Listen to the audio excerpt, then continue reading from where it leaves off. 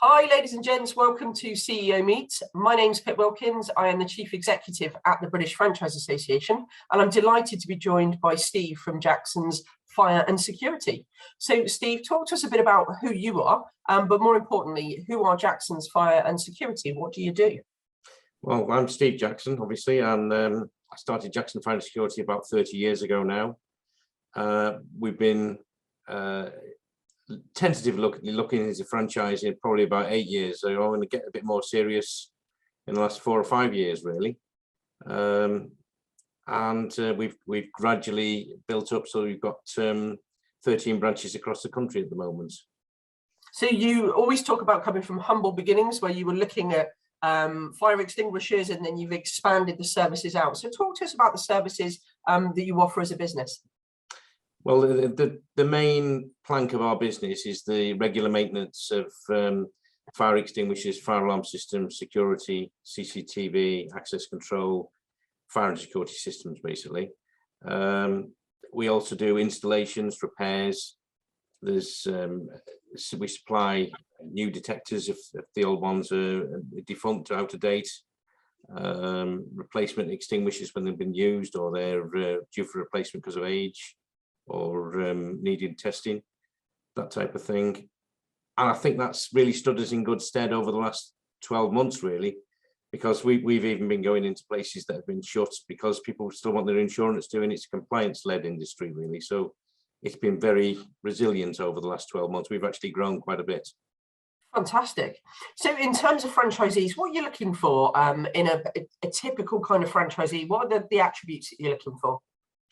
Well, they have to be able to manage the business and grow it. They need to be a self-starter. They need to be able to go and sell to a certain extent.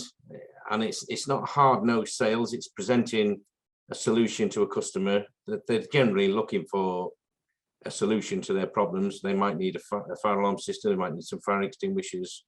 The fireman's been in and told the hotel that they need to upgrade their system because it's no use.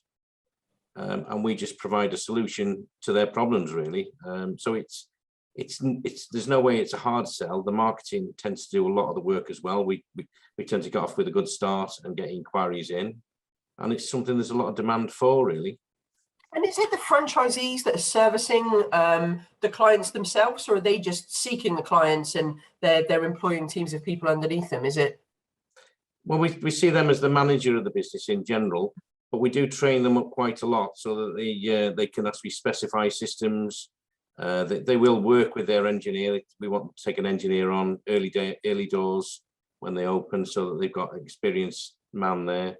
We're also trying to push them as much as possible to take a BDM on, because that's one area we seem to have been failing, really. Because I came from a background of actually getting sales in, whereas some of the people we end up with, they might not have that attribute. So that, you know, an on the ground door knocker, following leads up, chasing things down, someone to do that, we've found gives them a big catapult so that they grow a lot better than they would otherwise do. Because otherwise, if things aren't getting followed up, you're not getting the sales in. And that is the one thing that I think we probably missed in our earlier franchisees that we're pushing for now a lot more.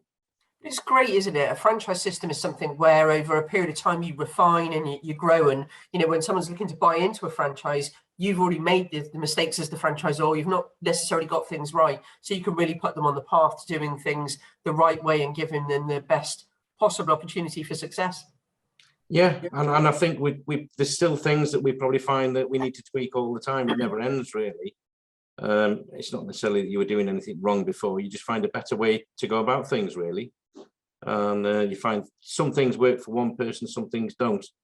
If we get someone in from a sales background, they might not need as much help in that area. If you get someone from an engineering background, they might have some of that area covered. So the type of person we want, someone that's capable and able to run a business, but they might have certain skill sets, and we need to fill other gaps, really. So everyone's an individual, and we have to try and make up the whole business, really, around them. Fantastic. Steve, I ask everyone the same question when I do a CEO meet. If you were to give somebody a top tip if they're looking to invest in a franchise, what would be your top tip?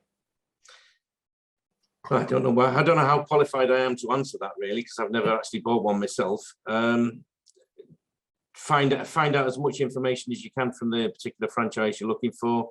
Go and see them, see where they are, that they're not working out of a shed at the back of a house, and they've got some sort of structure around them, and spend a bit of time in the business. We always say to people, they come in for a discovery day, so we'll put PowerPoints up, go through the business, give them some facts about what we do and all the rest of it.